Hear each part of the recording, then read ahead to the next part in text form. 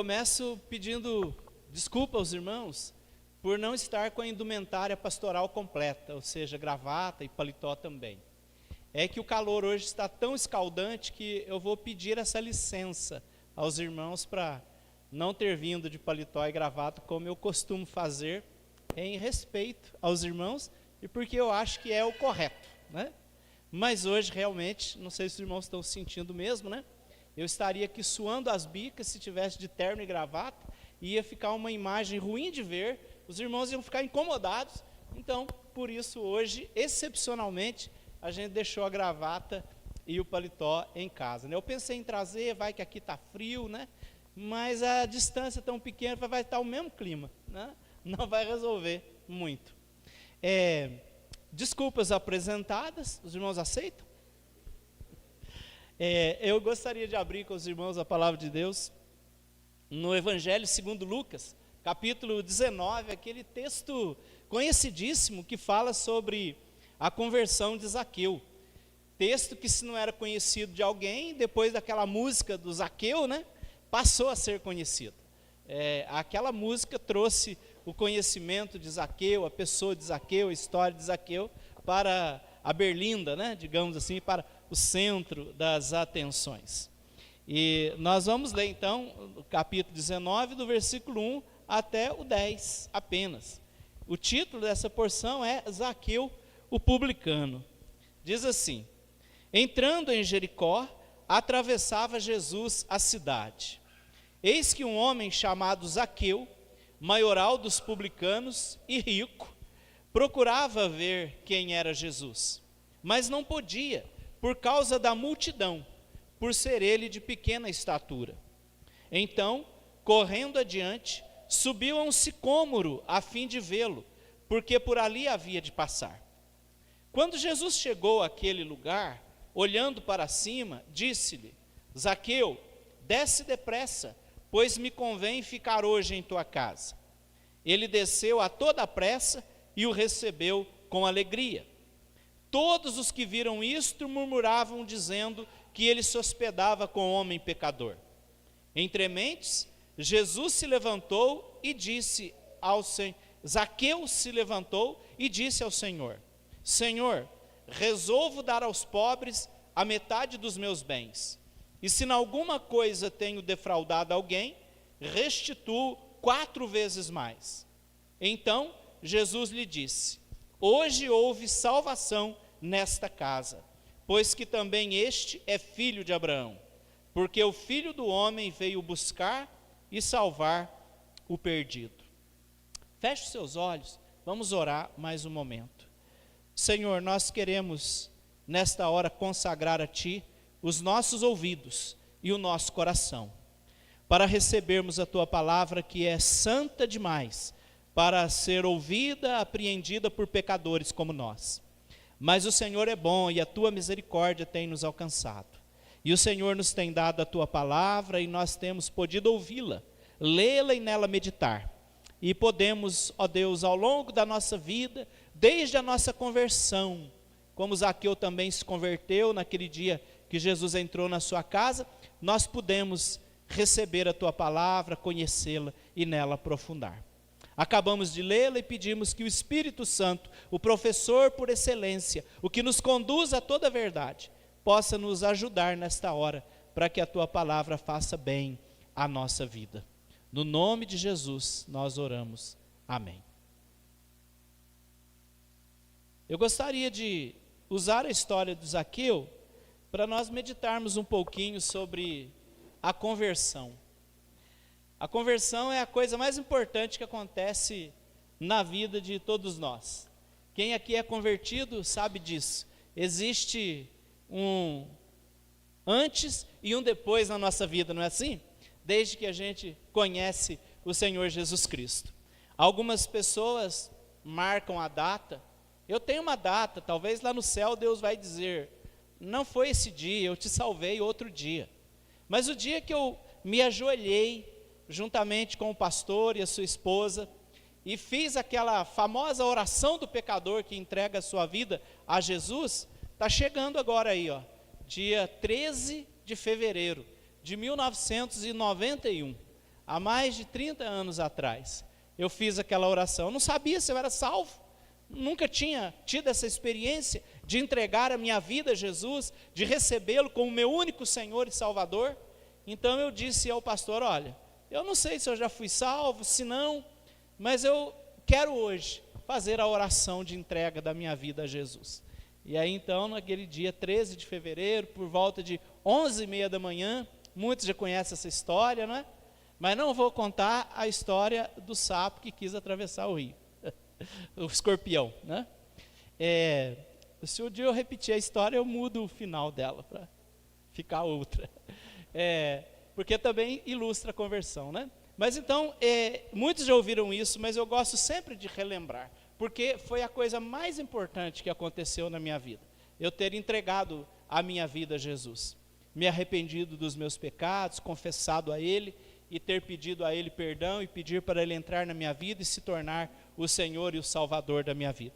Então, quando eu leio a história de Zaqueu, eu também me identifico com algumas coisas aqui, e nós aprendemos sobre o que é uma verdadeira conversão na história de Zaqueu, porque ele foi um homem que, de fato, teve um encontro transformador com Jesus. Ele se converteu de verdade. Zaqueu é um exemplo para nós de alguém que entregou 100% a sua vida a Jesus. Não apenas a metade dela, mas entregou-a completamente ao Senhor.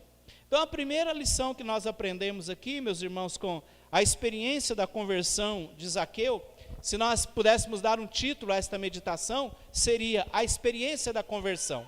E cada um de nós aqui, que também já entregamos a nossa vida a Jesus, já nos convertemos, nós vamos olhando para isso e vamos aplicando isso na nossa vida e percebendo como que conosco também não foi diferente.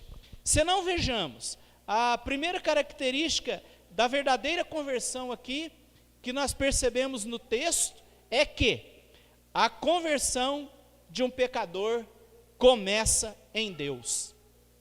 Vamos repetir isso juntos? Eu falo, os irmãos repetem.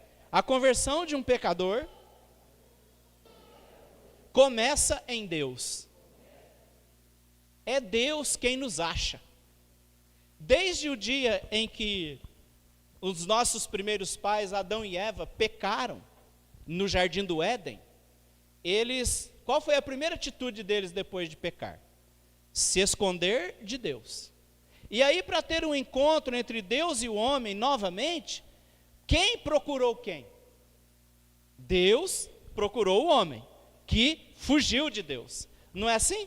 A gente não encontra isso lá? Adão, onde estás? Eu fico imaginando Deus assim, né, olhando por cima dos arbustos, como se Adão estivesse brincando de esconde-esconde com Deus.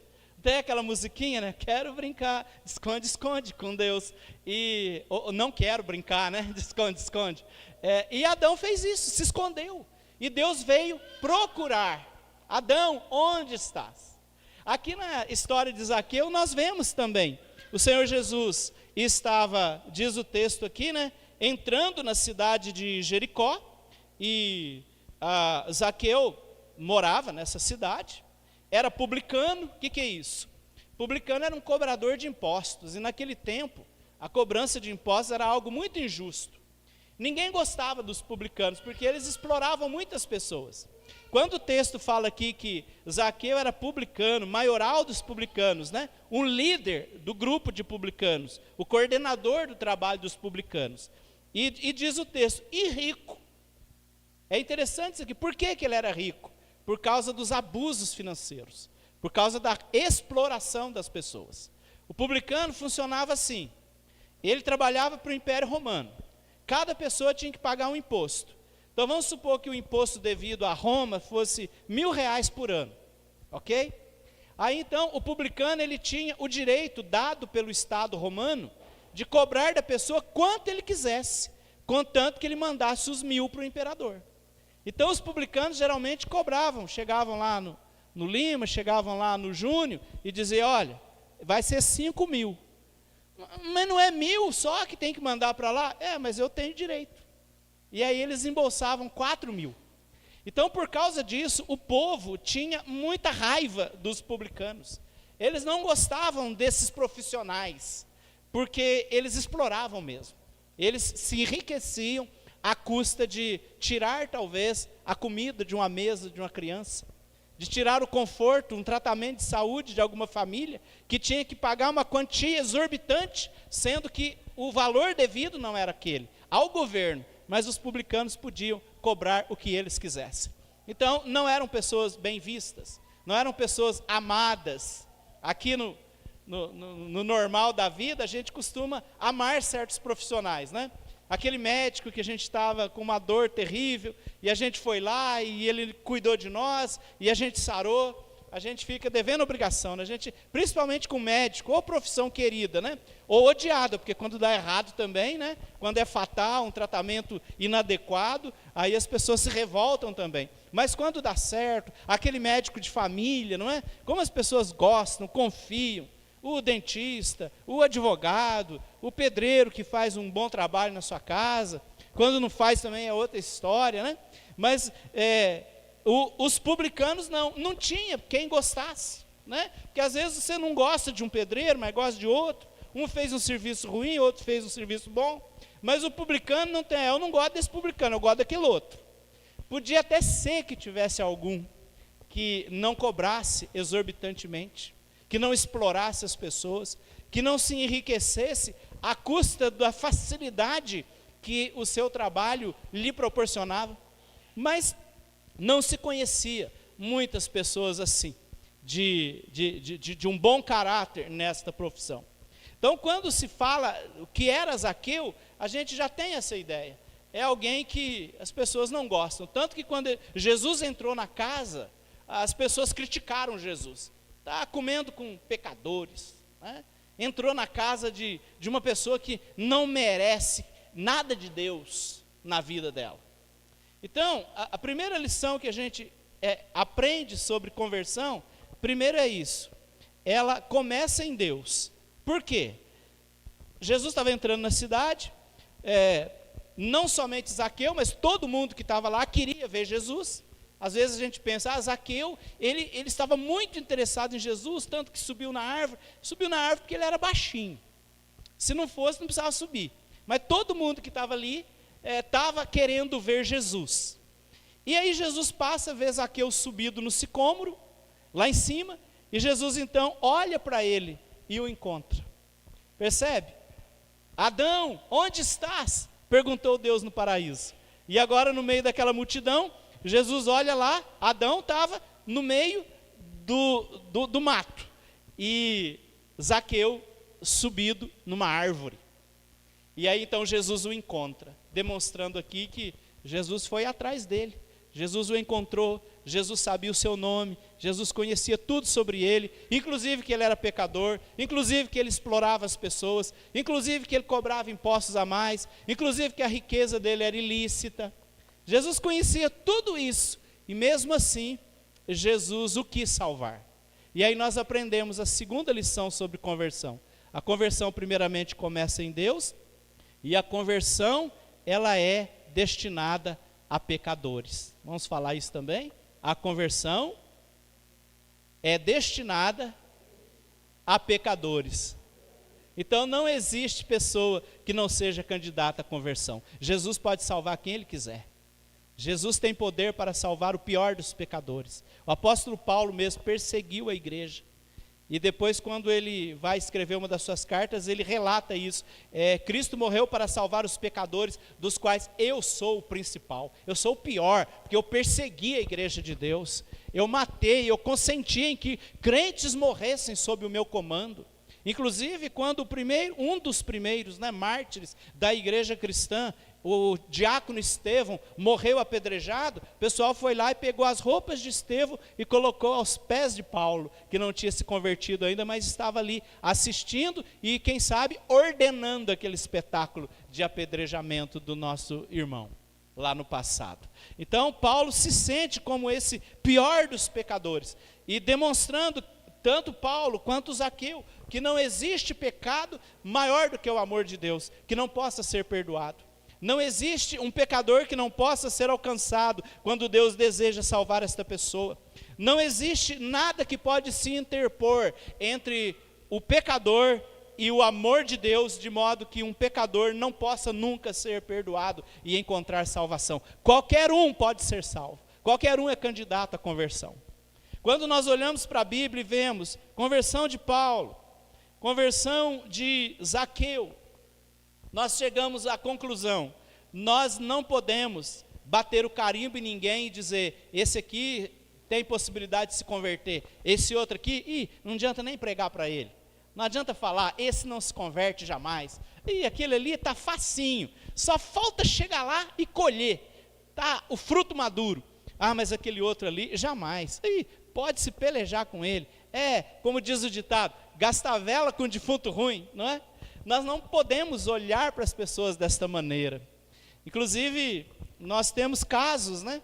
Lá em Areado mesmo, quando eu pastoreei lá, eu conheci o caso de um estudo bíblico que começou numa casa, e era para um senhor que era sogro de um rapaz que hoje é crente firme lá da nossa igreja.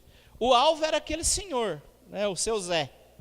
Agora, o outro lá, que era o genro do seu Zé, não era o alvo do estudo, não foi planejado para ele.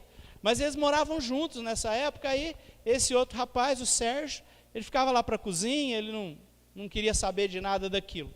Mas lá na cozinha ele começou a escutar esses estudos, né? E aí depois ele foi chegando para a copa, foi chegando para a sala, começou também a participar dos estudos e se converteu. Resultado, converteu o seu Zé e converteu o Sérgio também. Depois veio a esposa do Sérgio e a família inteira hoje pertence ao Senhor e frequenta a igreja. Ou seja, o estudo não foi para o Sérgio, foi para o seu Zé. Talvez se tivesse o seu Zé não pedido o estudo, não teria o estudo, por causa do Sérgio não. Mas atira-se no que vê, como diz o ditado, e acerta-se no que não se vê, não é? O evangelho é pregado e às vezes a gente pensa, aquele ali vai converter. Tem até uma história engraçada que eu ouvi uma vez lá em Guaxupé, de uma irmã que estava evangelizando com o padre dela, né? E ele aceitando toda a evangelização, tudo que ela falava, ele concordava. Aí ela dizia, hoje eu vou convidar o compadre para aceitar Jesus. Eu tenho certeza que ele vai aceitar, porque ele está concordando com tudo. Aí foi, preparou, fez uma visita, foi à casa dele, e conversaram. Então, compadre, o senhor não gostaria de entregar sua vida a Jesus hoje? Aí ele disse assim, comadre, consar mais para frente, né? Ou seja, quem sabe um dia, hoje não. Não é? Então, às vezes a gente se engana, você pensa que a pessoa está aberta à conversão, o coração está duro. Outra pessoa, você pensa, aquele ali está tão afundado no pecado, que ele não converte não. É bobagem perder tempo com ele.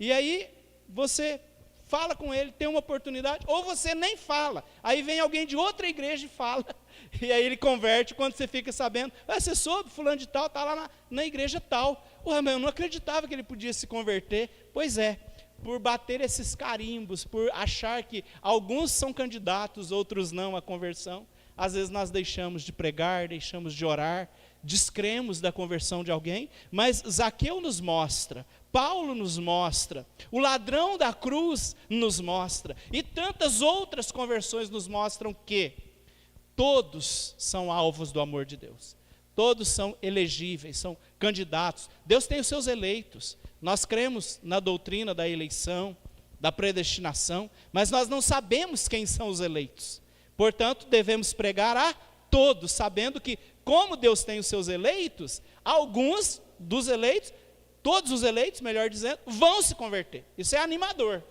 não é? Sabemos que Deus tem aqueles que hão de herdar a salvação. E quando eles ouvirem o evangelho, eles vão converter. Mas eu não sei se é o bandido que está no presídio. Eu não sei se é a pessoa boazinha, de bom testemunho, que todo mundo gosta dela na cidade.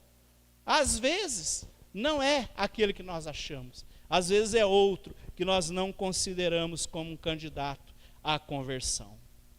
E aqui nós temos uma outra lição. Jesus chega então, vem até Zaqueu, chama por Zaqueu, encontra, demonstrando que a conversão começa em Deus. Deus é que tem interesse de salvar, o pecador nem quer isso. Quando Deus nos salva, a gente muitas vezes não estava nem procurando ao Senhor. Tem tantas histórias de conversão, né? Nós temos na história da igreja de Conceição mesmo, a história de um senhor que já era até casado, mas ele foi servir o exército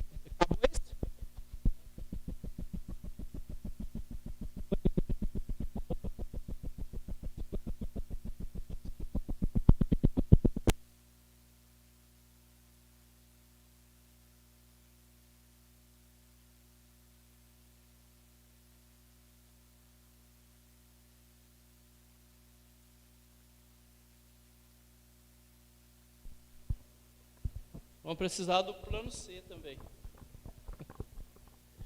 Esse senhor, então, já era até casado, foi para a cidade de Três Pontas, servir o exército, e ficou um tempo para lá, longe da família e tal, e ele não era crente, mas ele passou em frente a uma igreja, um dia que ele estava saindo do lugar que ele morava, para ir para uma casa de prostituição, praticar um ato terrível, e ele passou em frente àquela igreja, ele não estava buscando a Deus, mas passou em frente à igreja, e estava se cantando um hino naquela igreja.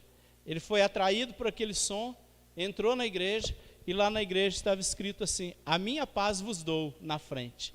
Por isso que lá na igreja de Conceição tem aquela frase também, né? Ele foi presbítero da igreja e tal, e sugeriu colocar aquela inscrição, que falou o coração dele. Ele disse: a hora que eu entrei e vi aquilo, eu falei, é dessa paz que eu preciso. Eu estou buscando paz, satisfação em coisas erradas, mas eu preciso desse Deus maravilhoso, desse Jesus que dá essa paz para a gente. Então percebam, às vezes a pessoa não está buscando a Deus, está buscando o erro, o pecado, e Deus se coloca no caminho dela e muda a sua trajetória, muda a sua vida. Conversão, inclusive, significa isso, mudar de rumo, mudar a direção para a qual nós estamos caminhando. É muito fácil entender conversão quando a gente está fazendo aula de tirar carteira, né? Proibido converter à direita ou à esquerda, né? Conversão à direita, obrigatória. Conversão à esquerda, obrigatória. Você aprende muito essa palavra. Conversão, o que é? Mudar, fazer esquina, né? Mudar o rumo, está indo para cá, converte para cá ou para cá. E é isso que significa, mudar de rumo, mudar de direção. Está indo na direção do inferno, muda para a direção do céu. E aqui então nós vamos ver que a terceira característica da verdadeira conversão. A conversão passa pela experiência do arrependimento. Repitam comigo. A conversão passa pela experiência do arrependimento. Versículo 8. Jesus, né, estava falando, e eu imagino que enquanto Jesus falava, enquanto Jesus ministrava, a palavra de Deus foi queimando no coração de Zaqueu. E um filme foi passando diante da sua mente assim.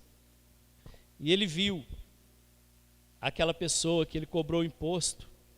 E a mulher disse assim: mas se o senhor levar todo o meu dinheiro, os meus filhinhos não terão que comer essa semana. E ele deu de ombros e saiu e foi embora. Aquele outro que estava com os seus pais em tratamento de saúde, precisando de remédios caros, Zaqueu foi lá e cobrou dele aquele imposto altíssimo. E ele disse: mas se o senhor levar todo o meu dinheiro, como é que eu vou comprar o remédio para os meus pais? Se vira. Fica imaginando, Zaqueu tinha poder para isso. A lei garantia essa liberdade para eles explorarem as pessoas. E Zaqueu, então, eu imagino que tudo isso passa na mente de Zaqueu. E o coração dele fica aflito. E quando nós nos convertemos verdadeiramente, meus irmãos, isso acontece. O arrependimento acontece na nossa vida. Um filme dos nossos pecados passa diante dos nossos olhos. E nós nos lembramos de cada pessoa que nós ofendemos, cada ato que nós cometemos que desagradou a Deus, as atitudes que entristeceram o Espírito Santo. E nós somos levados pelo poder do Espírito Santo, que gera esse arrependimento em nós, a confessarmos o nosso pecado e, se for possível, fazer as restituições necessárias. Tem coisa que não dá para a gente consertar, mas aquilo que dá, o verdadeiro arrependido tem o desejo de consertar. E a gente vê aqui Zaqueu, ele sentiu: eu preciso fazer alguma coisa. E aí então diz aqui entre mentes, versículo 8, Zaqueu se levantou e disse ao Senhor: Senhor, eu tomei uma decisão agora. Eu vou dar, resolvo, aos pobres a metade dos meus bens. E se em alguma coisa tenho defraudado alguém, restituo 4 vezes mais. Ou seja, eu vou reparar todo o mal que eu causei. Eu vou restituir tudo aquilo que eu cobrei a mais. Eu vou perder dinheiro, mas também esse dinheiro está queimando na minha mão, porque ele não foi ganho honestamente. não houve misericórdia. Eu não considerei na situação de cada uma das pessoas de quem eu cobrei um imposto além do devido. Eu quis levar vantagens e levei. A minha riqueza é injusta e eu vou resolver isso. Mas perder o Senhor que hoje entrou na minha casa, que lá fora me chamou pelo nome e que está me dando a oportunidade de vida eterna, eu não vou perder jamais. Eu fico imaginando aqui que Zaqueu é o cumprimento daquelas parábolas do reino que Jesus contou e que nós já pregamos aqui outra vez. Que o reino de Deus é semelhante a um homem que encontrou um tesouro escondido no campo. Então ele vai e vende tudo que ele tem, compra aquele campo por causa do tesouro que tem ali. O tesouro é Jesus, e vender tudo significa deixar tudo que me impede de ter Jesus para ter Jesus. O que impedia Zaqueu de ter salvação, vida eterna e perdão? Continuar na sua vida errada. Ele abandonou sua vida errada e fez as restituições devidas, arrependimento verdadeiro. Abandonar o pecado, restituir o que der para restituir, aquilo que não der, confiar a misericórdia de Deus, receber o perdão e caminhar de uma maneira diferente, com a vida mudada, transformada, uma nova vida em Cristo. Porque aquele que está em Cristo é nova, o quê? Criatura. As coisas antigas passaram, eis que tudo se fez novo. Em Cristo Jesus tudo se faz novo. Então, a experiência da conversão passa pelo arrependimento. Você já se arrependeu dos teus pecados? O dia que a gente converte e encontra Jesus, a gente tem um arrependimento assim geral do que passou. E à medida que a gente começa a andar com Jesus, nós precisamos de arrependimento todos os dias, porque a gente não deixa de pecar. Nós vamos deixar de pecar na glória, não é? Quando a gente se converte, existe um processo na nossa vida. Pelo perdão de Deus e pela nossa salvação, nós não somos mais condenados pelo pecado. Então o pecado não nos condena. Isso é o processo da justificação. Deus nos torna justos diante dele. Depois vem o processo de santificação na nossa vida. O pecado não tem condenação do pecado pela justificação. Está nos livrando, enquanto nós estamos nesta terra, do poder do pecado pelo processo da santificação. E nos livrará da presença do pecado na glória, no processo da glorificação. Então, percebe os 3 estágios da salvação? Primeiro, justificação. O pecado não tem mais poder de nos condenar. Santificação. O pecado não tem mais poder sobre nós de influenciar a nossa vida para a gente viver segundo o pecado, embora ainda estejamos sujeitos a cair. E glorificação. O pecado não está mais presente na nossa vida. Então Zaqueu ilustra para nós a verdadeira conversão gera um arrependimento genuíno. Ela nos faz chorar as lágrimas do arrependimento. Ela nos faz sentir tristeza pelo pecado que nós cometemos. Ela nos faz, conforme nos diz o apóstolo Paulo aos Coríntios, sentir a tristeza segundo Deus. Os irmãos sabiam que existe uma tristeza que o Espírito Santo gera no nosso coração? A vida com Deus não é só alegria. Se você está triste, o pregador diz, né? Aceita Jesus que a sua tristeza desaparecerá. É verdade? É. Porque Jesus é a nossa alegria. A alegria do Senhor é a nossa força. Mas às vezes não se fala sobre a tristeza segundo Deus. Essa tristeza segundo Deus é quando nós pecamos e o Espírito Santo então nos faz sentirmos tristes por causa do pecado. Aí nós confessamos o pecado e essa tristeza vai embora. E volta de novo se a gente voltar a pecar. Porque se nós não sentirmos tristeza pelo pecado, que é obra do Espírito Santo, a gente não confessa o pecado e a gente não o abandona. Então a tristeza segundo Deus é algo que o Espírito Santo gera no coração do crente. É só para o crente. O descrente não sente isso não. O descrente peca à vontade, afunda no pecado e se sente bem. Tanto que não quer nem abandonar o pecado. Mas o crente verdadeiro, quando ele peca, ele sente aquele pesar, aquela tristeza que o Espírito Santo mexe no coração da pessoa e faz ela sentir que algo está errado, eu preciso confessar, eu preciso abandonar.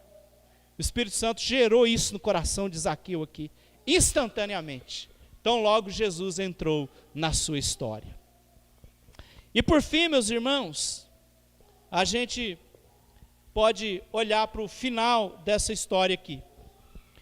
E lá no finalzinho, Jesus vai dizer: hoje houve salvação nesta casa, pois que também este é filho de Abraão, porque o Filho do Homem veio buscar e salvar o perdido. Salvação é para gente perdida, não é para gente boa, não é para gente honesta, não é para gente que não tenha pecados a ser perdoados. Todos nós somos pecadores, todos pecaram e destituídos estão da glória de Deus. Não quer dizer que todos os pecadores têm que ser o máximo maus que puderem ser. Não.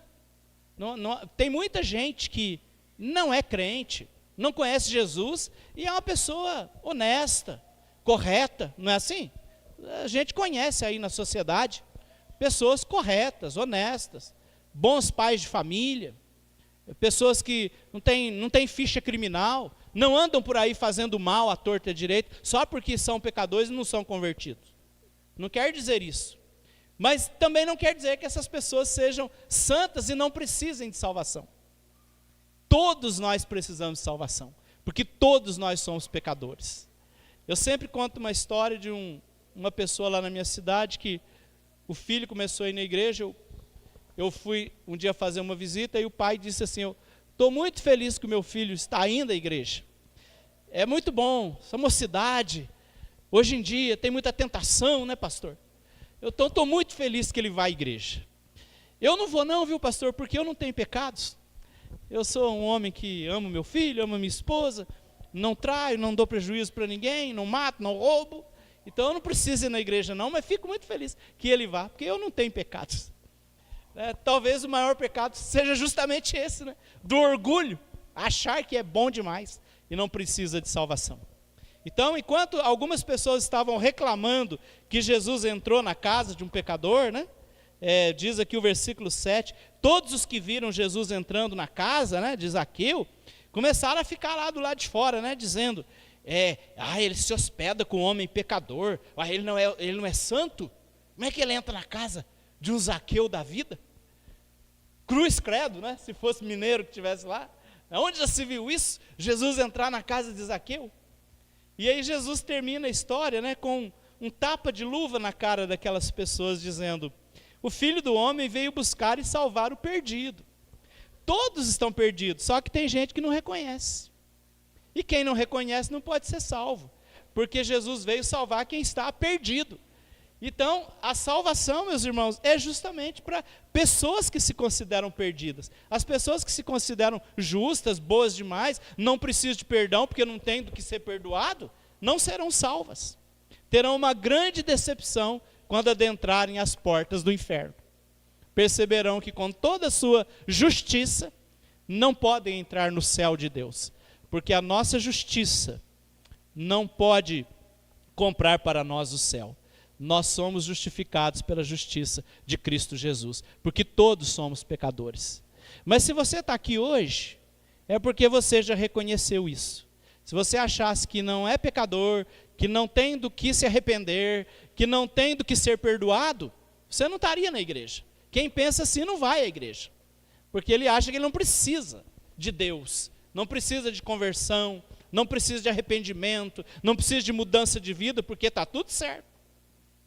Então todos nós que estamos aqui tivemos um dia a graça de o Espírito Santo revelar para nós: Carlos Alberto, você é um pecador e precisa da graça de Deus, do perdão de Deus, precisa se arrepender, precisa confessar teus pecados, precisa abandoná-los, precisa se converter, se transformar, se arrepender.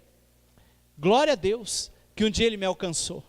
Glória a Deus que um dia o Espírito Santo iluminou a minha mente para eu entender: eu não sou justo, eu sou pecador, eu preciso desesperadamente da graça de Deus, do perdão de Deus, da misericórdia, do amor de Deus, porque sem isso eu estou fatal e terrivelmente perdido. Tem misericórdia de mim. Como disse, né, certa vez, vários dos que se encontraram com Jesus: Jesus, filho de Davi, tem piedade de mim. Aquele cego de Jericó. O ladrão da cruz: Jesus, lembra-te de mim quando entrares no teu reino, porque eu estou morrendo pelos meus atos pecaminosos, pelos meus crimes. É justo eu estar aqui, mas o Senhor não tem pecado algum. Então tem misericórdia de mim e lembra-te de mim. Então na cruz ele ainda reconheceu os seus pecados. Que Deus, meus irmãos, abençoe a cada um de nós nesta noite, que nós possamos olhar para Zaqueu e nos identificar com ele. Claro que o modo como cada um se converteu, foi trazido à fé, é diferente, mas de maneira igual, todos nós passamos por igual processo. Jesus nos achou, primeiro ponto. Segundo, ele nos levou à experiência do arrependimento dos nossos pecados. E ele nos fez ver que nós éramos homens perdidos, pessoas longe de Deus, cheios de pecados, que precisavam de perdão, de arrependimento, de graça, do amor de Deus nos alcançando. Que Deus te abençoe, rica e poderosamente. Que Deus te dê graça para que a cada dia você possa continuar dizendo, como o apóstolo Paulo: Jesus me salvou, eu me converti, mas eu continuo sendo um pecador que preciso a cada dia me santificar mais, me aproximar mais dele, abandonar pecados que eu cometo pensando, praticando, ou deixando de praticar o que eu deveria. Eu sou um pecador que preciso grandemente da graça de Deus todos os dias, até o dia que Jesus voltar. Que Deus tenha misericórdia. Vamos ficar de pé e ter mais uma oração enquanto vamos nos preparando para a celebração da ceia do Senhor. Senhor nosso Deus, muito obrigado por esta noite maravilhosa que o Senhor nos concedeu, pela graça de podermos estar aqui, reunidos como igreja do Senhor, adorando a Ti. Fizemos isso através de orações, de leituras da Bíblia, fizemos isso através de cânticos, fizemos isso, ó Deus, através da meditação na Tua palavra, abrindo o nosso coração para recebê-la.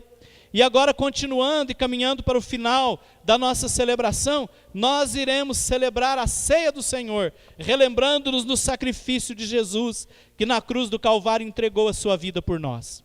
Pedimos que o Senhor continue trabalhando na nossa vida, e convertendo-nos e santificando-nos a cada dia, levando-nos, ó Deus, a aperfeiçoamento em Cristo Jesus, a santificação contínua, que nós possamos ser instruídos, ó Deus, e convencidos pelo Espírito Santo, toda vez que viermos a entristecer ao Senhor, a pecar contra Ti.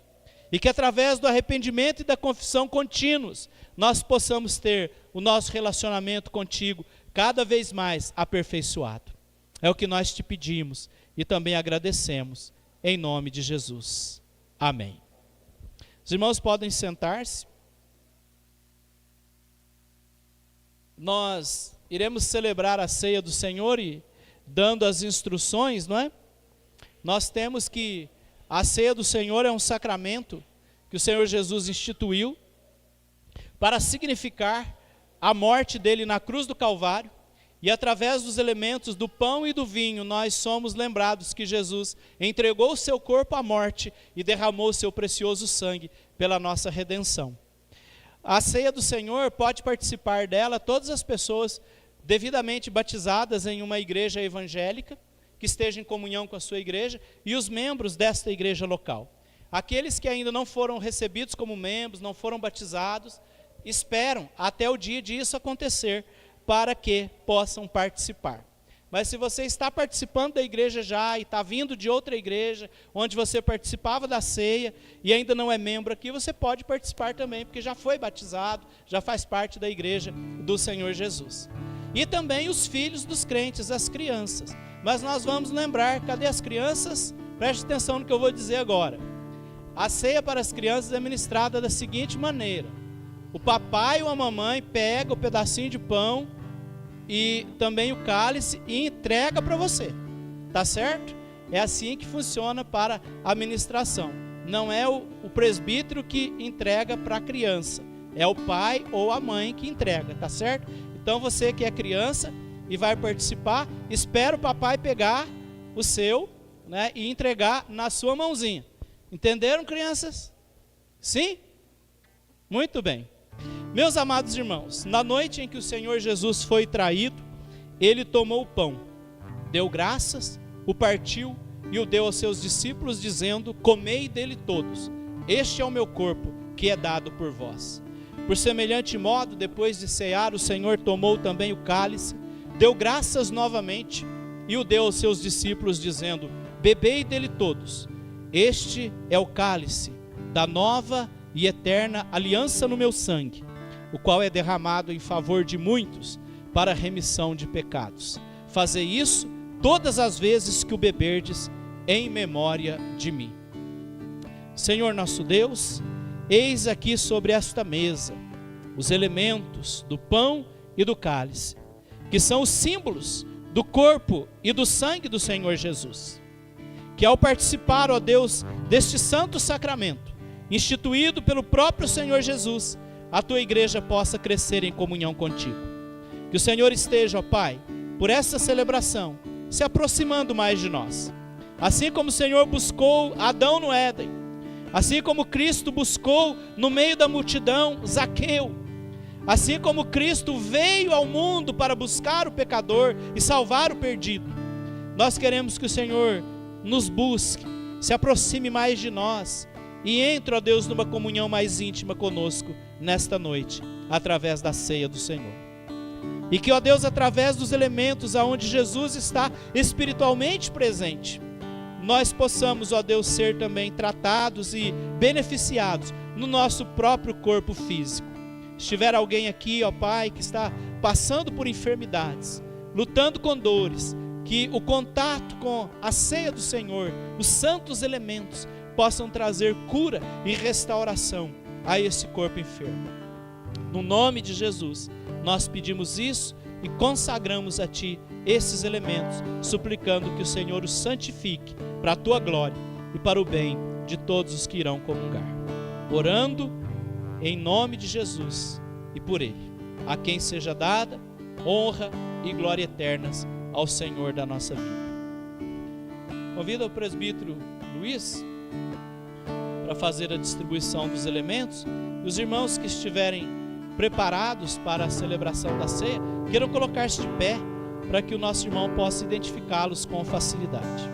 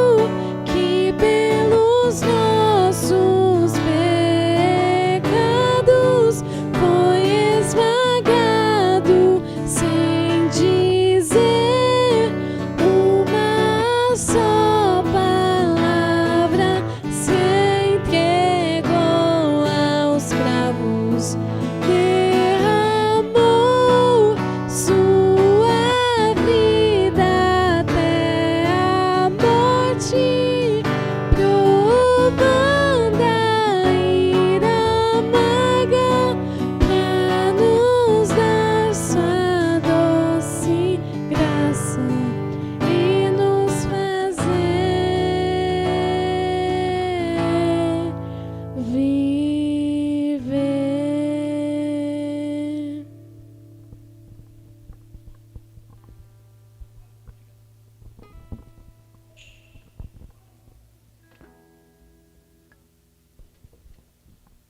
Porventura ficou alguém que vai participar sem ser servido de algum dos elementos? Só levantar uma das mãos que a gente serve imediatamente. Ninguém, né? Então, com muito temor a Deus, porque este sacramento, esta ordenança do Senhor Jesus é algo grandioso. Participar da ceia do Senhor é um grande privilégio, mas também uma grande responsabilidade. Vamos comer do pão e beber do cálice.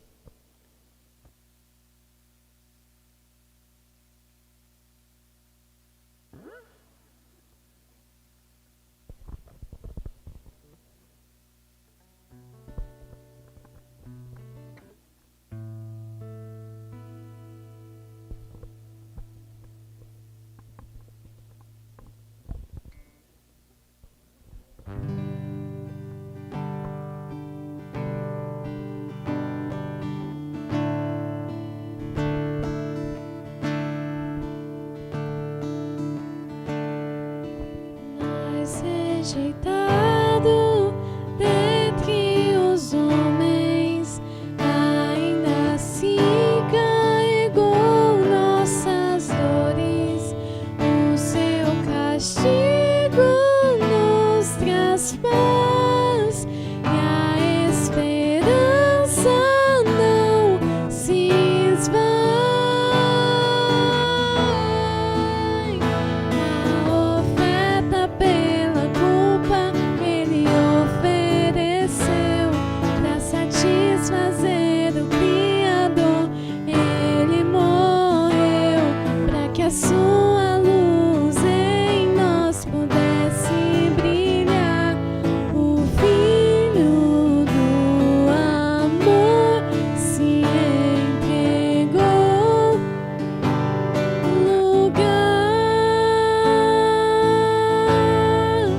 És o Cordeiro que pelos nossos pecados foi esmagado, sem dizer uma só palavra, se entregou aos cravos, derramou sua vida até a morte, provando a ira amarga pra nos dar sua doce graça e nos fazer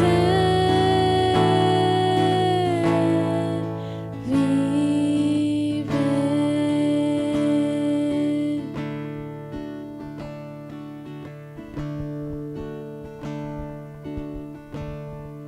Antes de nós terminarmos, eu gostaria de estar orando agora, suplicando a Deus e intercedendo por todos os irmãos que porventura estejam enfrentando alguma enfermidade, lutando com alguma doença.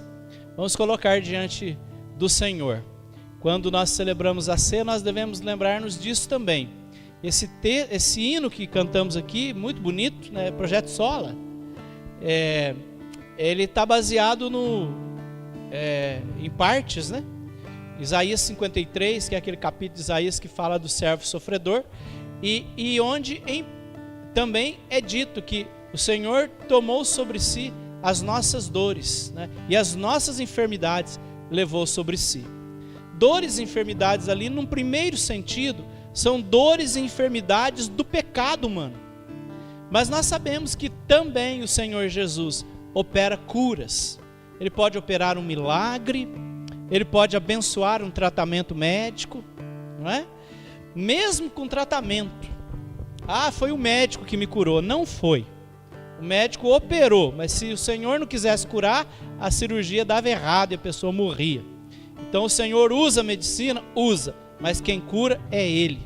É Ele que tem domínio sobre a nossa vida e sabe quantos dias nós vamos viver nessa terra. Então eu quero orar. Você está com alguma enfermidade, com alguma dor, com algum tratamento, apresenta esse tratamento diante de Deus e peça: Senhor, eu quero saúde para te servir melhor. Porque quando a gente pede uma bênção a Deus, a gente fica responsável. O que a gente vai fazer com aquela bênção? Então o Senhor vai curar? Ótimo, curou. Agora o que você vai fazer com a saúde? Tem que usar para a glória de Deus. Então faça essa oração: Senhor, eu estou doente, eu estou lutando aí com isso. Eu conversei ali com a nossa irmã Débora, né, que tem diabetes, né? Senhor, controla essa diabetes para mim, para que eu tenha melhor saúde, para dar a minha saúde para a tua glória, trabalhar na igreja, envolver com as coisas do Senhor, não é? A gente não pode pegar a bênção para pecar com ela, né? Uma boa saúde para cometer pecados, não, né? O Senhor nos cura para a glória dele. Então a gente tem que saber o que nós vamos fazer com a bênção que Deus deu. Mas podemos pedir, se é para a glória de Deus e queremos saúde, né? Tem gente que pede: Senhor, eu quero dinheiro, me dá uma promoção no meu trabalho, me ajuda a ganhar mais. Para quê? Para usar o dinheiro para quê? Então, Senhor, se o Senhor me abençoar, eu vou investir na tua obra, né? Vou fazer uma oferta missionária, vou ser um dizimista fiel, né? Ou seja, a gente tem que retribuir ao Senhor. Que darei ao Senhor por todos os seus benefícios para comigo? Pergunta o salmista, né? Deus tem te abençoado? O que você vai fazer agora com essa bênção aí para glorificar a Deus? Então, apresente a sua enfermidade perante o Senhor. Vamos orar. Senhor meu Deus, em nome de Jesus, nós queremos invocar ao Senhor agora como médico dos médicos, o Deus Todo-Poderoso, que tem poder para salvar o pecador e tem poder também para curar enfermidades. Nós queremos apresentar agora, ó Deus, cada um dos irmãos e irmãs aqui nesta noite, que estão orando a Ti e colocando uma enfermidade, uma luta na área da saúde, um tratamento que está fazendo, quem sabe uma enfermidade crônica, que tem trazido desconforto, dor, ansiedade. Ó Deus, em nome de Jesus, nós te pedimos que o Senhor esteja estendendo aquelas mãos que foram cravadas lá na cruz por amor de nós, sobre a vida de cada uma destas pessoas que agora colocam diante de Ti a sua saúde ou a sua enfermidade. E nós te pedimos, ó Pai, em nome de Jesus, vem em socorro do Teu servo, vem em socorro da Tua serva, entra com a Tua providência, Senhor, e abençoa, para que haja cura, haja restauração e o Teu povo tenha saúde.